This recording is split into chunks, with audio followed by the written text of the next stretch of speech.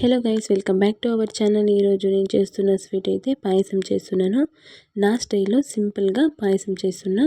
First ఒక pan తీసుకొని 250 grams అయితే సేమియా వేసుకొని దాన్ని లైట్ బ్రౌన్ కలర్లో వచ్చే వరకు బాగా ఫ్రై చేసుకోవాలి.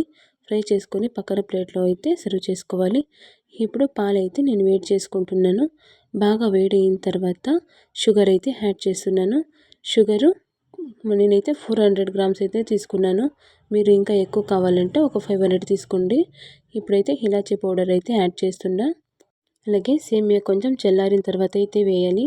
వేడిగా వేస్తే బిర్న ఉడకదండి.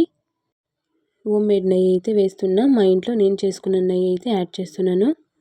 అలాగే ద్రాక్ష గోడంబి ఫ్రై చేసుకున్నదైతే దాంట్లో వేసేసాను. ఇప్పుడు మనం 15 మినిట్స్ అయితే ఉడకబెట్టుకోవాలి. టేస్టీ పాయసం అయితే రెడీ అయిపోయింది. నా స్టైలు సింపుల్గా అండి. మీకు నచ్చితే లైక్ చేయండి, అలాగే సబ్స్క్రైబ్ చేయండి. Thank you for watching.